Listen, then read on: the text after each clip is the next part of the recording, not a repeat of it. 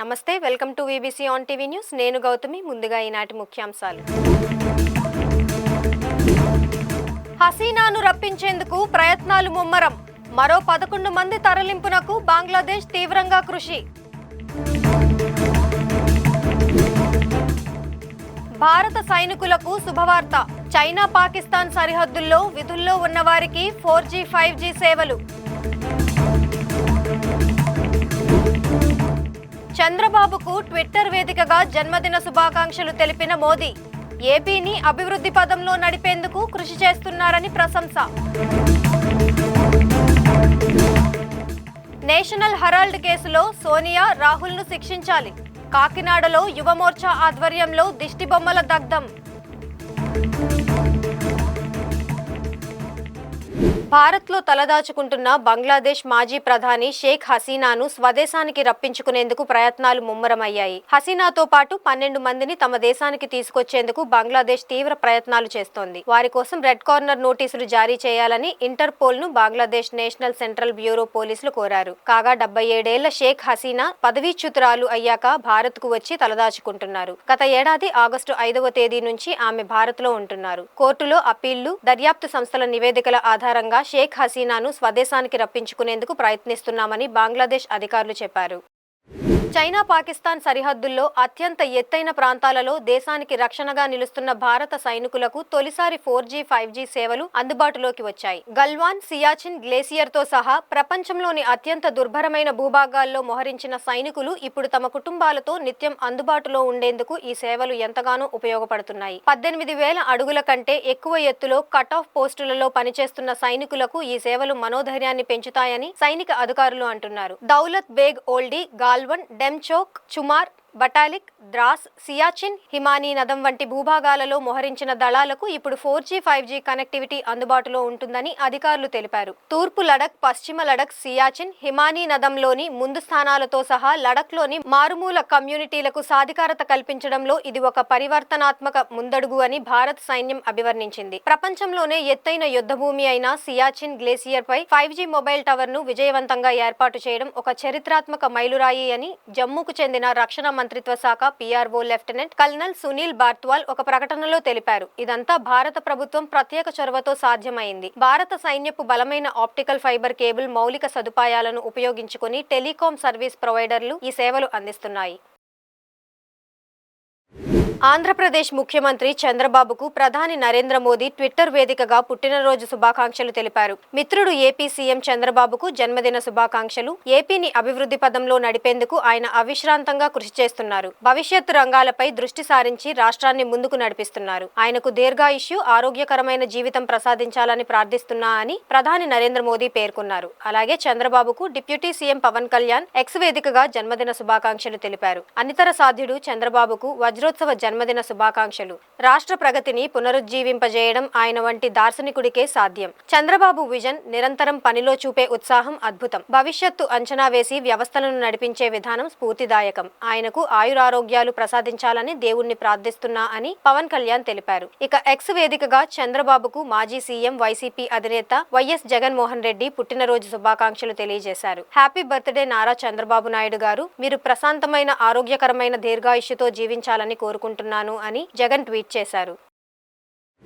National Herald కేసులో కాంగ్రెస్ అగ్రనాయకులు సోనియా గాంధీ, రాహుల్ గాంధీలను శిక్షించాలని పలువురు వ్యక్తులు డిమాండ్ చేశారు. భారతీయ జనతా పార్టీ ఆధ్వర్యంలో కాకినాడ కల్పనా సెంటర్ కాంగ్రెస్ పార్టీ కార్యాలయం ఎదుట ధర్నా నిర్వహించి రాహుల్ గాంధీ, సోనియా గాంధీ దిష్టిబొమ్మలను దగ్ధం చేశారు. ఈ సందర్భంగా భారతీయ జనతా పార్టీ యువమోర్చా కాకినాడ జిల్లా అధ్యక్షుడు చిత్ర పాపారావు మాట్లాడుతూ నేషనల్ హెరాల్డ్ కేసులో కాంగ్రెస్ పార్టీ అగ్రనాయకులు మనీ లాండరింగ్ కి పాల్పడ్డారని గుర్తు చేశారు. కాబట్టి వారిని కఠినంగా శిక్షించాలని డిమాండ్ చేశారు.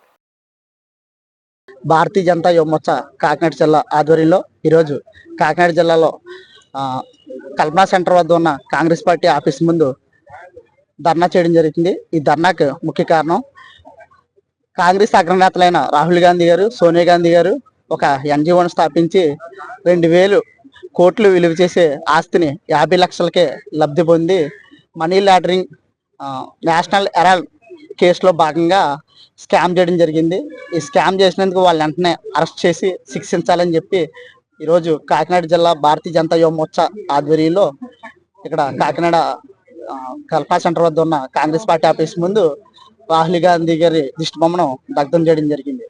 ప్రధానమంత్రి నరేంద్ర మోదీ సౌదీ అరేబియా పర్యటన ఖరారైంది. ఈ నెల 22, 23 తేదీల్లో ఆయన సౌదీ అరేబియాలో అధికారిక పర్యటన జరపనున్నారు. సౌదీ క్రౌన్ ప్రిన్స్ ప్రధానమంత్రి మొహమ్మద్ బిన్ సల్మాన్ ఆహ్వానం మేరకు మోదీ ఈ పర్యటనకు వెళ్తున్నట్టు భారత విదేశాంగ మంత్రిత్వ శాఖ అధికారికంగా ప్రకటించింది. సౌదీలో భారత ప్రధాని మోదీ పర్యటించడం ఇది మూడోసారి. గతంలో 2016, 2019లో ఆ దేశంలో పర్యటించారు. మోదీ పర్యటనతో ఇరు దేశాల మధ్య ద్వైపాక్షిక సంబంధాలు మరింత బలపడనున్నాయని, ప్రాంతీయ అంతర్జాతీయ అంశాలతో పాటు పరస్పరం ప్రయోజనం చేకూరే పలు అంశాలపై ఉభయ నేతలు చర్చిస్తారని భారత విదేశాంగ మంత్రిత్వ శాఖ తన అధికారిక వెబ్సైట్లో తెలిపింది. ముఖ్యమంత్రి చంద్రబాబు 75వ పుట్టినరోజు సందర్భంగా అసెంబ్లీ కమిటీ హాల్లో 2 పుస్తకాలను రఘురామకృష్ణరాజు, కేంద్ర మాజీ మంత్రి అశోక్ గజపతిరాజు ఆవిష్కరించారు. చంద్రబాబు తన సుదీర్ఘ రాజకీయ జీవితంలో ఉమ్మడి ఆంధ్రప్రదేశ్ శాసనసభలో చేసిన ప్రసంగాలకు సంబంధించి 2 పుస్తకాలను జయప్రద ఫౌండేషన్ ప్రచురించింది. పుస్తకాలను తెదేపా పొలిట్ బ్యూరో సభ్యులు టీడీ జనార్దన్, సీనియర్ పాత్రికేయులు, రచయిత విక్రమ్ పూలా రూపొందించారు. స్వర్ణాంధ్రప్రదేశ్ సారథి నారా చంద్రబాబు నాయుడు అసెంబ్లీ ప్రసంగాలు పేరుతో 2 సంపుటాలు ప్రచురించారు. 1995 నుండి 2003, 2004 నుండి 2014 మధ్య చంద్రబాబు ప్రసంగాలను సంపుటాలుగా ఆవిష్కరించారు. ఈ కార్యక్రమంలో కేంద్ర మంత్రి పెమ్మసాని చంద్రశేఖర్, మంత్రి అచ్చెన్నాయుడు, తెదేపా రాష్ట్ర అధ్యక్షుడు పల్లా శ్రీనివాసరావు తదితరులు పాల్గొన్నారు. Visakha pastors and churches federation ఆధ్వర్యంలో యేసుక్రీస్తు పునరుద్ధానం ర్యాలీ ఘనంగా నిర్వహించారు. ఈ ర్యాలీ సుజాత నగర్ ప్రధాన 4 రోడ్ల జంక్షన్ నుంచి చిన్నముష్టివాడ మీదుగా పెందుర్తి జంక్షన్ వరకు కొనసాగింది. ఈ ర్యాలీని ఉద్దేశించి బోయిన జాషువా పాస్టర్ మాట్లాడుతూ, పునరుద్ధానం అంటే యేసు మరణించి తిరిగి లేచిన రోజు అని, ఇది మా జీవితంలో చాలా ప్రాముఖ్యమైనది అని తెలిపారు. సర్వలోకంలో ప్రతి మానవుడి కోసం యేసుక్రీస్తు సిలువలో ప్రాణం పెట్టి మరణించి తిరిగి లేచారని అనేకులకు తెలియపరిచారు. ఈ కార్యక్రమంలో విపిసిఎస్ అధ్యక్షులు బోయిన జాషువా, కార్యదర్శి కాంతారావు, కోశాధికారి బొట్ట జాషువా, బిషప్ వరప్రసాద్ మరియు కమిటీ సభ్యులు, పెందుర్తి మండలంలో ఉన్న 200 పాస్టర్స్ మరియు 500 క్రైస్తవులందరూ ఈ ర్యాలీలో పాల్గొనడం జరిగింది.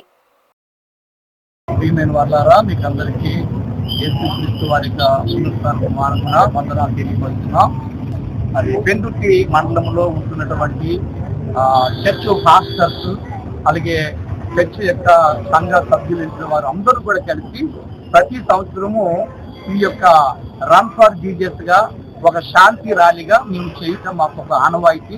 అలాగే ఈ 2025వ సంవత్సరంలో కూడా ఈ యొక్క శాంతి ర్యాలీ మరి సుజాత నగర్ నుండి పెందుర్తి ఈ జంక్షన్ వరకు కూడా ఈ పెట్టుకోవడానికి కోసమే మరి ప్రభు మాకు సహాయం చేశాడు. ఈ శాంతి ర్యాలీ యొక్క ముఖ్య ఉద్దేశం ఏంటనగా, మరి యేసు ప్రభు వారు ఆయన గుడ్ ఫ్రైడే అనగా యేసు ప్రభు సిలువ వేయబడ్డారని చెప్పి గుడ్ ఫ్రైడే సందర్భంగా, అలాగే రేపు వచ్చే ఆదివారము యేసు ప్రభు వారు పునరుత్థానుడే తిరిగి లేచారని చెప్పి ఒక పునరుత్థానం పండగ ఈ యొక్క ఉద్దేశన ఈ యొక్క ఆలోచన అనుసరించి ఈ దినము ఈ శాంతి ర్యాలీని మేము పెట్టుకోవడానికి సహాయం చేశారు.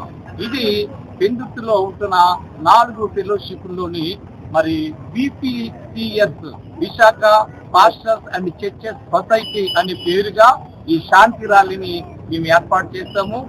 సహకరించిన ప్రతి వారికి, చేరువచ్చిన అందరూ కూడా వందనాలు తెలియపరుస్తూ, మరొకసారి మీడియా వారు, ప్రెస్ వారు కూడా మా అందరూ ప్రభువైన యేసుక్రీస్తు నామములో క్రైస్తవ క్షణములకు అందరూ కూడా ప్రభువైన క్రీస్తు నామములో వందనాలు తెలియజేస్తున్నా.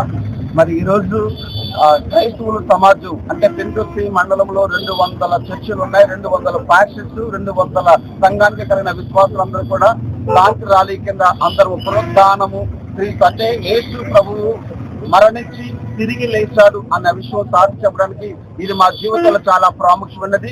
మరి సర్వలోకములో ప్రతి మానవుడి కోసము కూడా యేసు ప్రభు చనిపోయాడు అన్నది చాలా వాస్తవం. అది మేమందరం నమ్మేము. నమ్మిన వారు పరలోక రాజ్యానికి చేరతారు అన్న వాక్యము ఆయన చెప్తాడు. నేనే మార్గము, నేనే సత్యము, నా ద్వారా తప్ప పరలోక రాజ్యానికి ఎవరు కూడా చేరలేరు అనే వాక్యం చదివిస్తుంది. ఆ మాటలు మేము నమ్మి ఆయన ఫాలో అవుతూ ఇంత సంతోషమైన వార్త అనేక మంది జనాలు కూడా తెలియపరచడానికి 200 చర్చిలు, పాస్టర్స్ అందరూ కలిసి, పెద్దవాళ్ళు, కమిటీ వారు అందరూ కలిసి దీంట్లో పాల్భాగస్తులు అయ్యే భాగ్యం కలగజేశాడు. అలాగే పోలీస్ శాఖ వారికి, కమిటీ అందరికీ, మీడియాకి మా హృదయపూర్వక వందనాలు తెలియజేస్తున్నా. దేవుడు పెందుర్తి మండలంలో ఉన్న ప్రతి వ్యక్తిని దీవించి ఆశీర్వదించును గాక. ఆంధ్రప్రదేశ్ ముఖ్యమంత్రి చంద్రబాబు పుట్టినరోజు సందర్భంగా అనకాపల్లి జిల్లా నక్కపల్లి మండలంలో ఉపమాక శ్రీ వెంకటేశ్వర స్వామి ఆలయంలో హోంమంత్రి అనిత ప్రత్యేక పూజలు నిర్వహించారు. ఆలయ మర్యాదలతో మంత్రికి దేవస్థానం అధికారులు, అర్చకులు ఘనస్వాగతం పలికారు. ఈ సందర్భంగా అనిత ఆలయం చుట్టూ ప్రదక్షిణలు చేసి అంతరాలయంలో చంద్రబాబు ఆయురారోగ్యాలతో ఉండాలని పూజలు జరిపించారు. అనంతరం ఆలయంలో 101 కొబ్బరికాయలు కొట్టారు. చివరిగా మంత్రికి ఆశీర్వచనం చేసి స్వామివారి తీర్థ ప్రసాదాలు వేద పండితులు అందజేశారు.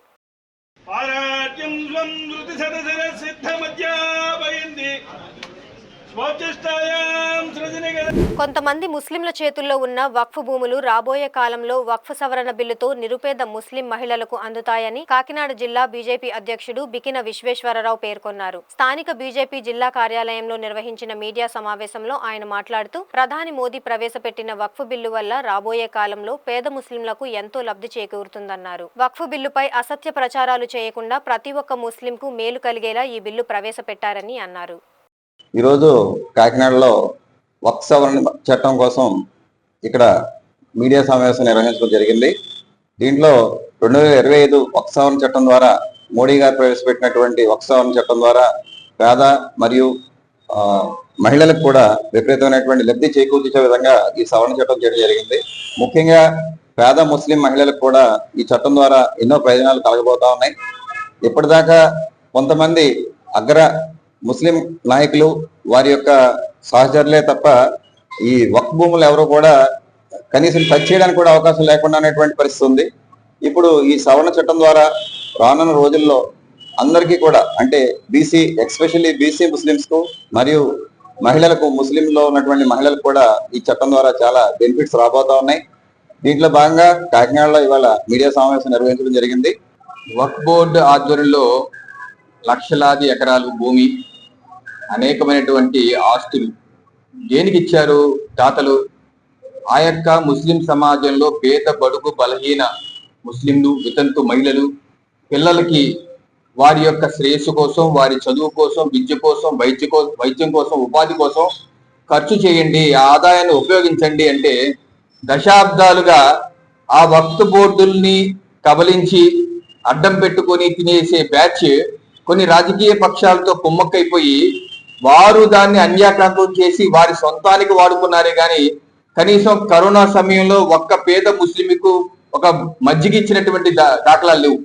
ఈ యొక్క సమస్య దశాబ్దాలుగా అనేకమైన ముస్లిం సంఘాలు ప్రశ్నిస్తూ అనేకమైనటువంటి కోర్టులకు వెళ్ళి ఈ యొక్క వ్యవస్థని మార్చాలని చెప్పి ఇచ్చిన అభ్యర్థుల మీద ప్రధానమంత్రి నరేంద్ర మోడీ గారు అనేక సంవత్సరాలు దీని మీద అన్ని ముస్లిం సంఘాలతో మాట్లాడి సుమారు 1 కోటికి పైచీలుగా వచ్చినటువంటి దేశవ్యాప్త పిటిషన్లు పరిశీలించి వక్ఫ్ సవరణ చట్టం 2025 అనే ఒక అద్భుతమైన చట్టాన్ని, ఆ పేద మహిళలకి మంచి చేసే చట్టం, ఆ పేద ముస్లింలకి ఉపాధి కలిగించే చట్టం, ఆ యొక్క పంచర్లు వేసే పరిస్థితి నుంచి బయటకు తీసుకొచ్చే చట్టాన్ని తీసుకురావడమే కాకుండా దశాబ్దాలుగా ఆ యొక్క బోర్డుల్లో ఆ బీసీ ముస్లింలకి మహిళలకి చోటు లేకుండా చేసి కొంతమంది ఆధిపత్యంలో పెట్టుకున్నారు. అటువంటి పరిస్థితి లేకుండా కోటా కూడా ఇచ్చారు. ముస్లిం మహిళలకి తప్పనిసరిగా ఇద్దరు ఆపై ఉండాలి.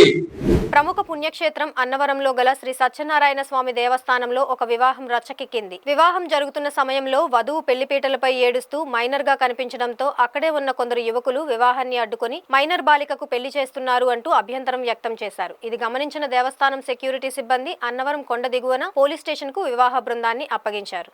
కాగా స్టేషన్లో ఎస్ఐ సమక్షంలో పెళ్లి కుమార్తె మేజర్ అని ఆధారాలు చూపించారు. అయితే పెళ్లి కుమార్తె సూరిశెట్టి సుమతి వయసు 22 సంవత్సరాలు, పెళ్లి కుమారుడు దీక్షాదులకు 42 సంవత్సరాలు కావడం గమనార్హం.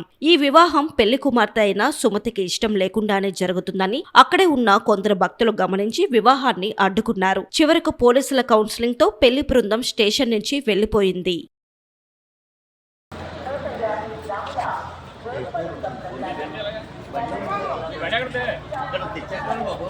అలా వచ్చేస్తా స్టేషన్ దగ్గర ఎంత మరి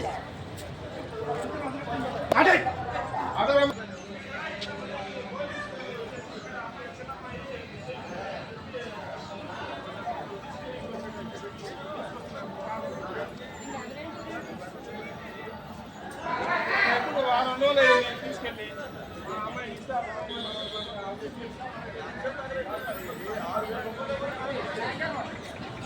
అది రిజిస్టర్ మ్యారేజ్ కూడా చేయకూడదు, అది కూడా చేసి పెట్టండి.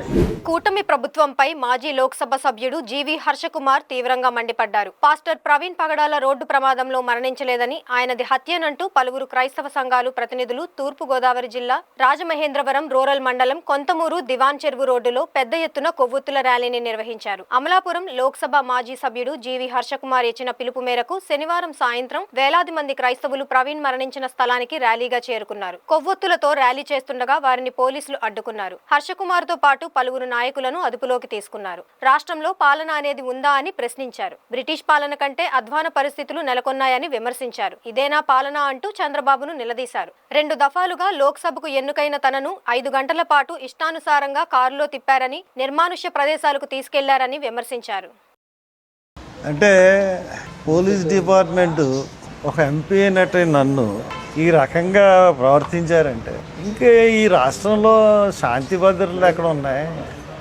ఈ రాష్ట్రంలో అసలు పాలన ఏంటి? బ్రిటిష్ పాలన కన్నా దారుణమైన పాలన. నేను పొద్దునుంచి ఏమి తినలేదు. ప్రవీణ్ పగడాలకి నేను ఒక మీటింగ్కి పిలుపు ఇవ్వలేదు, ఒక ర్యాలీకి పిలుపు ఇవ్వలేదు, ఒక ధర్నాకి పిలుపు ఇవ్వలేదు.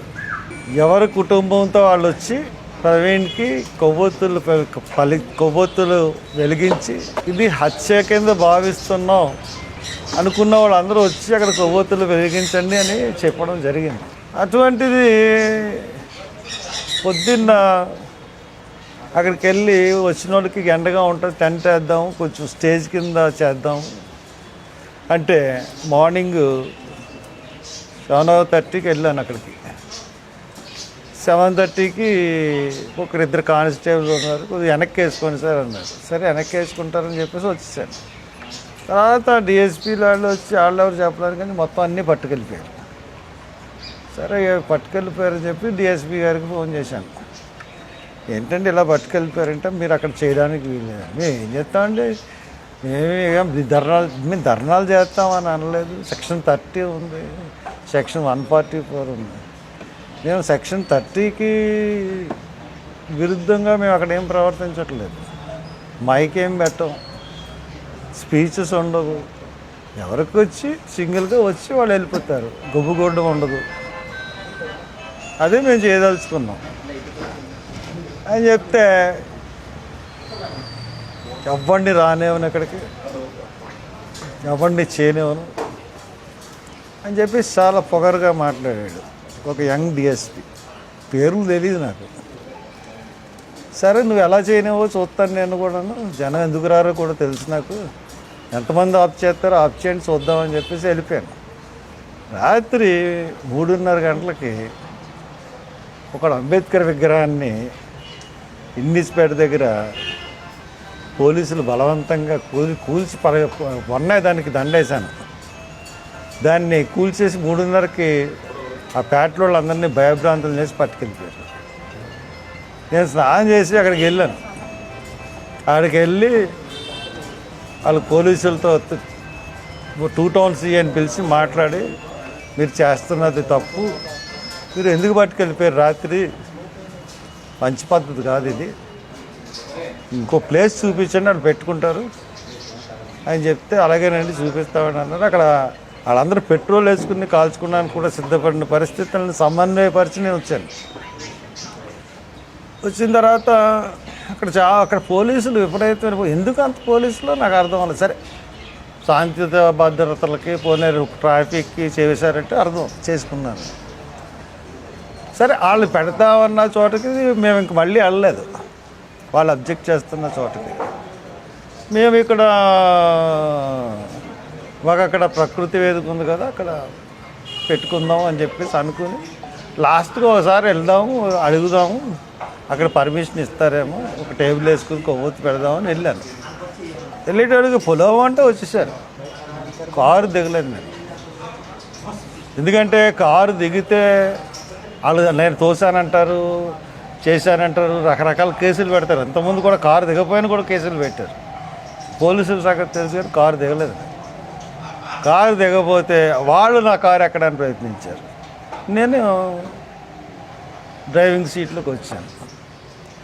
నన్ను డ్రైవింగ్ సీట్లోకి నుంచి లాగడానికి పోలీసులు 100 మంది పోలీసు కారులోంచి దించడానికి 15 నిమిషాలు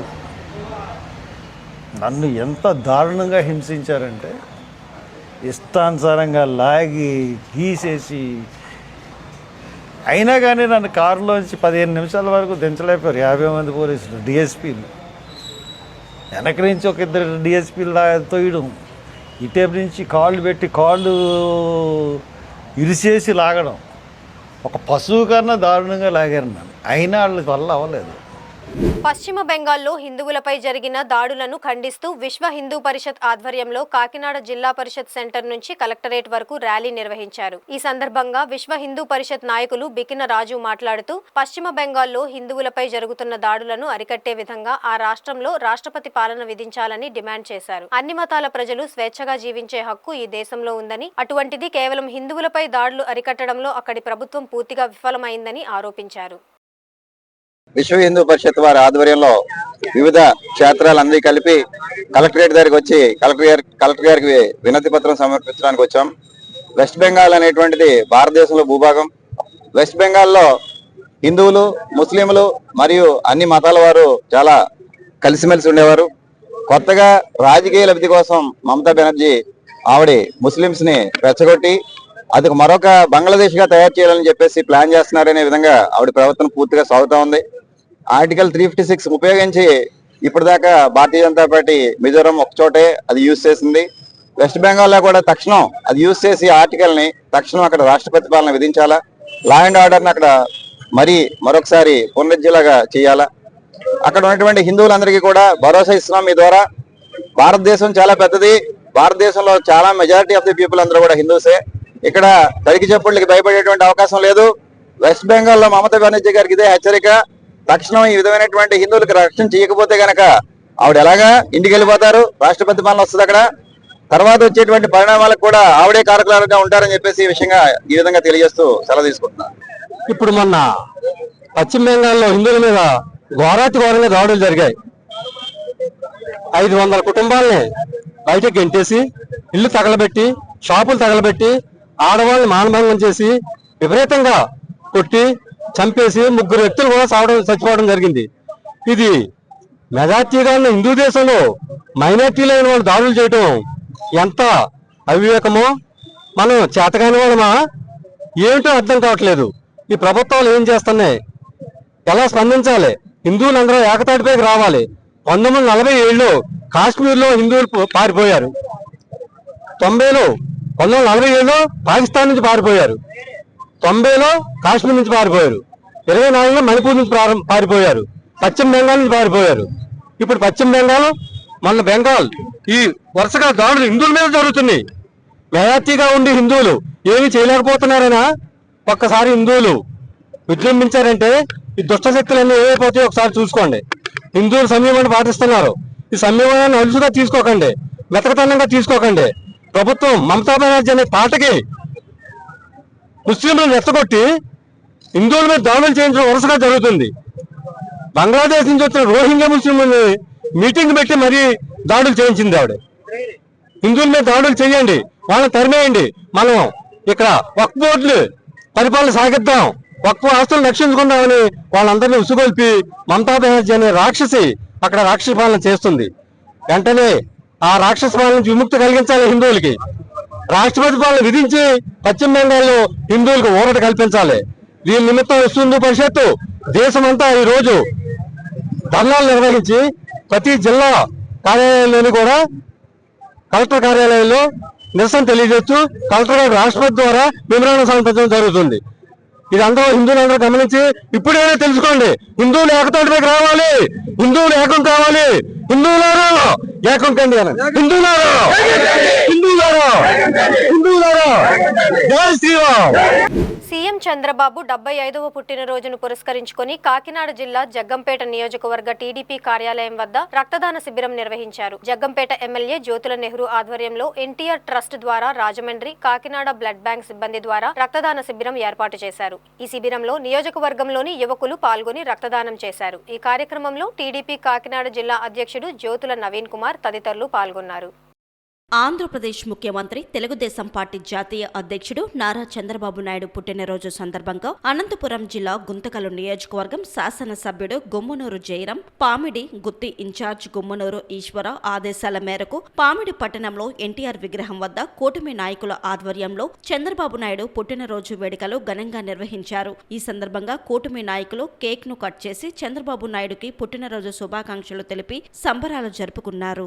ముఖ్యమంత్రి చంద్రబాబు నాయుడు జన్మదిన వేడుకలను కాకినాడ జిల్లా తెలుగుదేశం పార్టీ కార్యాలయంలో ప్రజాప్రతినిధులు, నాయకులు ఘనంగా నిర్వహించారు. ముందుగా ఎన్టీఆర్ విగ్రహానికి పూలమాలలు వేసి ఘనంగా నివాళులు అర్పించి మహిళలకు చీరలు పంపిణీ చేసి ఉచితంగా మెడికల్ క్యాంపు నిర్వహించారు. కాకినాడ పార్లమెంటు టీడీపీ అధ్యక్షుడు జ్యోతుల నవీన్, శాసనసభ్యుడు వనమాడి కొండబాబు, ఎమ్మెల్సీ పేరాబత్తుల రాజశేఖర్ ఆధ్వర్యంలో భారీ కేక్ ను కట్ చేసి శుభాకాంక్షలు తెలియజేశారు. ఈ సందర్భంగా జ్యోతుల నవీన్ మాట్లాడుతూ విజనరీ కలిగిన నాయకుడితో ప్రయాణం చేయడం కేవలం టీడీపీ పార్టీ నాయకుల శ్రేణులకే ఆ అదృష్టం దక్కుతుందన్నారు. ఓ 50 ఏళ్ల ముందు తరాల వారికి ఏమి అవసరమో ఇప్పుడే ఆలోచన చేయగల గొప్ప దార్శనికుడు రాష్ట్ర ముఖ్యమంత్రి నారా చంద్రబాబు నాయుడు అని రాష్ట్ర అంచనాల committee chairman Mandapeta MLA Vegula Jogeswararao అన్నారు. కోనసీమ జిల్లా మండపేట బస్టాండ్ వద్ద గల సూర్య కన్వెన్షన్ హాల్లో నిర్వహించిన చంద్రబాబు పుట్టినరోజు వేడుకల్లో ఆయన పాల్గొని మాట్లాడారు. ఇక్కడ మెగా రక్తదాన శిబిరాన్ని నిర్వహించగా నియోజకవర్గం నలుమూలల నుంచి కూటమి శ్రేణులు అధిక సంఖ్యలో హాజరై పెద్ద ఎత్తున రక్తదానం చేశారు. ఈరోజు మా అధినాయకుడైనటువంటి నారా చంద్రబాబు నాయుడు గారి పుట్టినరోజు సందర్భంగా 75 వసంతాలు పూర్తి చేసుకుని 76వ వసంతంలోకి అడుగుపెట్టిన సందర్భంలో ఆయనకి జన్మదిన శుభాకాంక్షలు తెలియజేసుకుంటూ ఈరోజు రాష్ట్రంలోనే కాదు ప్రపంచంలోనే ఎవరికి దక్కని అదృష్టం మా తెలుగుదేశం పార్టీ నాయకులకు కానీ కార్యకర్తలకు కానీ దక్కింది. ఎందుకంటే ఒక విజనరీ లీడర్ కింద పనిచేయడం అన్నది మామూలు విషయం కాదు. ఆయన ఏ నిర్ణయం తీసుకున్నా సరే రాబోయే తరాలకి 20-30 సంవత్సరాల తర్వాత ఏ విధంగా ఉండబోతుందని ఒక ఆలోచన చేసి ఆయన ఈ రోజు నిర్ణయం తీసుకున్నారంటే ఆ రోజు పనిచేసే విధంగా ఆయన ఆలోచన విధానం ఉంటుంది. అంటే అంత స్పీడ్ గా ఆయన ఆలోచించగల శక్తి ఆయనకు ఉంది. ఇలాంటి వ్యక్తులు అరుదుగా దొరుకుతారు. ఆ అరుదైన మొక్కే మా చంద్రబాబు నాయుడు గారు. ఈ రోజున ఈ రాష్ట్రం, ఉమ్మడి రాష్ట్రం అభివృద్ధి చెందిందన్నా, భావితరాల భవిష్యత్తు బాగుపడిందన్నా, లేక కొన్ని వేల కుటుంబాలు వివిధ దేశాల్లోని ఉద్యోగాలు చేస్తూ తన కుటుంబాన్ని పోషించుకుంటున్నారు అంటే చంద్రబాబు నాయుడు గారు చలవని చెప్పక తప్పదు. అటువంటి వ్యక్తిని మనం చల్లగా ఆశీస్సులు ఇచ్చి రాష్ట్ర ప్రజలందరూ కూడా చల్లని దీవెనతో దీవించి నిండు నూరేళ్లు కూడా ఆయుర ఆరోగ్యాలతో ఉండాలని మనస్ఫూర్తిగా దీవించాలని కోరుకుంటూ మీ అందరి దగ్గర సెలవు. తెలంగాణలోని భద్రాద్రి కొత్తగూడెం జిల్లా అశ్వారావుపేట నియోజకవర్గంలో నిరాధారణకు గురై దెబ్బతిన్న చెరువులు, కుంటల మరమ్మతులకు ఎట్టకేలకు మోక్షం కలిగింది. ఇందిరమ్మ చెరువుబాట కార్యక్రమం ద్వారా ఎమ్మెల్యే జారె ఆదినారాయణ ఇందుకు గాను శ్రీకారం చుట్టారు. దమ్మపేట మండలంలోని నాగుపల్లి, నాయుడుపేట, గున్నేపల్లి, ముష్టిబండ, అకినేపల్లి, దమ్మపేట, లింగాలపల్లి గ్రామాలలో చెరువుల మరమ్మతులకు నీటిపారుదల శాఖ నుంచి ప్రత్యేక నిధులు కేటాయించారు. ఈ సందర్భంగా ఆయన మాట్లాడుతూ ఈ నిధులు సద్వినియోగం చేసుకోవాలని కోరారు. మండలంలో మనం శంకుస్థాపన చేస్తా ఉన్నాం. ఇవన్నీ కూడా వర్షాకాలం లోపటే పూర్తిగా ఏదైతే మనం ఇచ్చినటువంటి సమయానికి అనుగుణంగా సార్ మీరు గారు అంతా ఇది వర్షాకాలం లోపటే మనం 10-20 రోజులు నెల రోజుల లోపటే మనం చేయగలుగుతుందంటే నెక్స్ట్ వర్షాకాలానికి రైతులకు మనం ఇచ్చే అవకాశం ఉంటుంది. ఎండాకాలం పాటు రైతులు అడుగుతున్నటువంటి ప్రధాన సమస్య కాలువలు బాగు చేయడం, అదేవిధంగా చెరువులు మరమ్మతులు చేయడం. ఒక 20 సంవత్సరాల క్రితం చూసినాం. ఇవన్నీ కూడా మళ్ళీ దీని మీద మళ్ళీ అద్భుతంగా రైతులకి నిలిచే కార్యక్రమాలు మనం చేస్తా ఉన్నాం. ఇది కూడా ఒక మినీ ట్యాంక్ బండ్లకు మనం తయారు చేయాలని ఆలోచన ఈరోజు గ్రామస్తులందరూ కోరుతా ఉన్నాం. మనం చేసే రిమిట్మెంట్ కూడా చక్కగా అద్భుతంగా తయారు చేయండి. ఇంకా ఫర్దర్గా ఒకవేళ మీకున్న ఫండ్స్లో కనుక ఇంకా సరిపోకపోతే ఏదైనా నా ద్వారా కూడా నేను దీనికి ఏమన్నా ఒక మినీ ట్యాంక్ బండ్ చేయడం చేస్తాను. దాన్ని మాత్రం ఆ స్టైల్ను తయారు చేయండి. మనం ఒక మినీ ట్యాంక్ బండ్ల స్టైల్ను తయారు చేస్తే బతుకమ్మ ఆడటానికి రేపు రోజు నేను ఘాట్ కట్టిస్తాను, ఘాటు కూడా ఇస్తాను బతుకమ్మ. మన శక్తి మన భూగోళం అన్నది గుర్తించి జీవించాలని ఆంధ్ర విశ్వవిద్యాలయం పర్యావరణ విభాగం విశ్రాంత ఆచార్యులు ఈయుబి రెడ్డి కోరారు. విశాఖపట్నం మాధవదారలోని ఆంధ్రప్రదేశ్ కాలుష్య నియంత్రణ మండలి కార్యాలయంలో ధరిత్రి దినోత్సవం జరిగింది. ఈ సందర్భంగా నిర్వహించిన చిత్రలేఖనం పోటీలకు ఆయన న్యాయ నిర్ణేతగా పాల్గొన్నారు. ఈ సందర్భంగా ఆయన మాట్లాడుతూ విశ్వంలో ఒక్క భూగోళం మీద మాత్రమే జీవరాశి ఉందన్నారు. ఆ జీవరాశిని కాపాడుకోవాల్సిన బాధ్యత మానవాళిదే అన్నారు. ఏ జీవి అంతరించినా దానివల్ల కలిగే నష్టం మానవాళికేనన్నది గుర్తుంచుకోవాలని హెచ్చరించారు. PCB regional executive engineer PV Mukundarao మాట్లాడుతూ 2025 ధరిత్రి దినోత్సవం థీమ్ మన శక్తి మన గ్రహం. ఈ థీమ్ మీద నిర్వహించిన పోటీలకు సుమారుగా 200 మంది విద్యార్థులు హాజరయ్యారని పేర్కొన్నారు. గ్రీన్ క్లైమేట్ టీమ్ ఎన్జీఓ వ్యవస్థాపక కార్యదర్శి జేవి రత్నం మాట్లాడుతూ భవిష్యత్తు తరాలు హాయిగా జీవించాలంటే మన ప్రకృతి వనరులను మనమే కాపాడుకోవాలని పిలుపునిచ్చారు. ఏప్రిల్ 22 ప్రపంచవ్యాప్తంగా ధరిత్రి దినోత్సవం జరుపుకుంటున్నాం. ఈ ధరిత్రి దినోత్సవం జరుపుకోవడానికి ముఖ్య ఉద్దేశం ఏంటంటే ఈ విశ్వంలో ఎన్నో గ్రహాలు ఉన్నాయి, లెక్కకు మించి ఉన్నాయి. అయినా అన్నిటిలో కన్నా విశిష్టమైనటువంటిది మన భూగ్రహం. ఎందుకంటే జీవరాశులకి అనువైనటువంటి గ్రహం మన ఒక భూమి అని చెప్పేసి ఇప్పటివరకు మనకి తెలిసినటువంటి సత్యం. ఈ నాసా వాళ్ళు ఇతరటువంటి ఈ స్పేస్ సైంటిస్టులు అంతా కూడాను వాళ్ళు అవిరళంగా కృషి చేస్తున్నప్పటికి కూడాను ఇంతవరకు జీవరాశుల జాడ ఇతర గ్రహాల్లో ఎక్కడ కూడా నిర్దిష్టంగా కనుగొనబడలేదు. కనుక ఇంత అపురూపమైనటువంటి ఈ జీవకణతో ఉట్టిపడుతున్నటువంటి మన భూగ్రహాన్ని మనం చాలా విజ్ఞతతో ఉపయోగించుకుంటూ మన యొక్క సుస్థిరాభివృద్ధికి సుస్థిరమైనటువంటి బాటలు వేసుకుంటూ ఈ భూమితో అంటే ఈ భూగ్రహం మీద ఉన్నటువంటి తదితర జీవరాశులతో హార్మోనియస్గా లైఫ్ లీడ్ చేసి ముందుకు సాగాలి. తర్వాత మనకున్నటువంటి శక్తి, మన బలము అంతా కూడాను మన గ్రహమే. ఎందుకంటే మన గ్రహంలో జీవానికి కావలసినటువంటి ఆ లైఫ్ సపోర్టింగ్ ఎలిమెంట్స్ అన్నీ కూడాను సమృద్ధిగా పుష్కలంగా ఉన్నాయి. అయితే వీటిని మనము తెలివిగా వాడుకోవాలి. దాన్ని ఎక్స్‌ప్లాయిటేటివ్‌గా కాకుండా సస్టైనబుల్ డెవలప్మెంట్ అనేటువంటి ఆ కాన్సెప్ట్లోనే మనం వాడుకుంటూ కొద్ది కాలాల పాటు మనం దీని మీద జీవనం సాగించాల్సినటువంటి విషయం ఉంది. ఈ విషయాన్ని మనం ప్రజలందరికీ కూడాను చేరవేయగలిగేందుకు, దీని యొక్క విశిష్టత జనాలకు తెలియజేసేందుకు, ఈ భూగ్రహాన్ని మనం రక్షించుకునేందుకు దానికి ఉద్దేశించబడిందే ఈ ఎర్త్ డే. కనుక అందరూ దీనిని కాపాడుకోగలరని చెప్పేసి ఆశిద్దాం. ఆంధ్రప్రదేశ్ కాలుష్య మండలిలో కలిసి పనిచేసి మరింత దీన్ని ప్రజల్లోకి తీసుకెళ్ళడానికి వారు తోడ్పడ్డారు.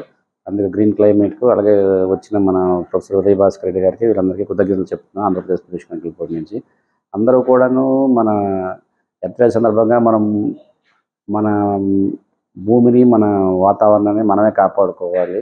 మన చేతిలోనే ఉంది అంతను. దానికి తగ్గట్లుగా మీరంతా స్వచ్ఛందంగా అంటే సహజమైన వనరులను వినియోగించుకుంటూ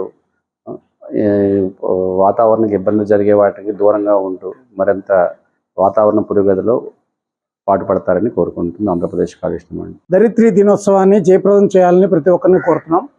ఈరోజు ఏపీ పొల్యూషన్ కంట్రోల్ బోర్డు నేతృత్వంలో ఏదైతే డ్రాయింగ్ కాంపిటీషన్ నిర్వహించడం జరిగిందో పిల్లలంతా బాగా పాల్గొన్నారు.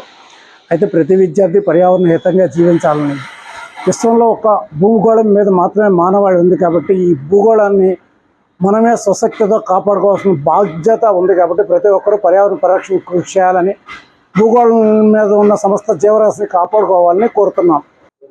ఎర్త్ డే సందర్భంగా మనందరం ఆలోచించదగ్గ మాట ఏంటంటే ఈ భూమి ప్రపంచం మీద మనతో పాటు చాలా జీవులు, చాలా ప్లాంట్స్ అనేవి ఉన్నాయి. మనం ఎలాగైతే మన రోజువారీ ఎలా బతకాలి, మన ఫ్యూచర్ ఎలా ఉండాలి అని చెప్పి మనం ఈ రోజు నుంచి అనుకుంటున్నాము. వాటి కోసం కూడా ఈ రోజు నుంచే మనం ప్రతి ఒక్క రోజు ఆలోచించి ఆ ఆలోచన చేతల్లో చూపించాలని నేను కోరుకుంటున్నాను. ఈ వార్తలు ఇంతటితో సమాప్తం. మరిన్ని విశేషాలతో మళ్ళీ కలుసుకుందాం.